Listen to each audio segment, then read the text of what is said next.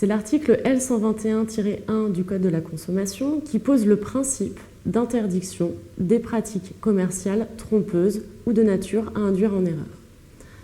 On distingue deux types de pratiques commerciales trompeuses, les pratiques commerciales trompeuses par action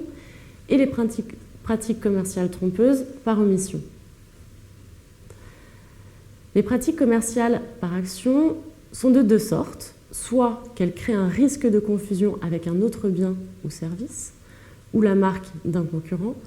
soit qu'elles reposent sur des informations ou présentations fausses ou de nature à induire en erreur et portant sur certains éléments limitativement énumérés par le Code de la consommation.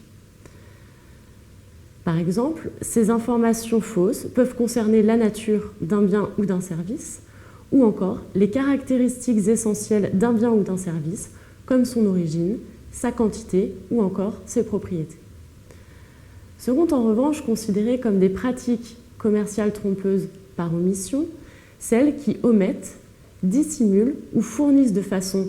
inintelligible, ambiguë ou à contretemps, une information substantielle, comme par exemple les caractéristiques du bien ou du service, ou encore son prix, mais également les pratiques commerciales qui n'indiquent pas véritablement l'intention commerciale de l'annonceur. Une telle pratique constitue un délit pénal sanctionné par 2 ans d'emprisonnement maximum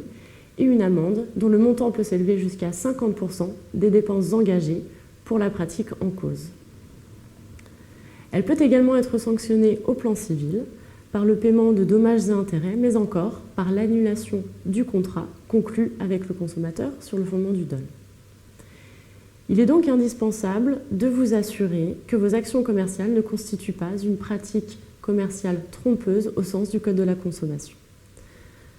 Fort d'une expertise dans la matière, Gouache Avocat saura vous accompagner dans la validation de vos actions promotionnelles, mais également dans l'hypothèse où une action serait engagée à votre encontre sur ce fondement.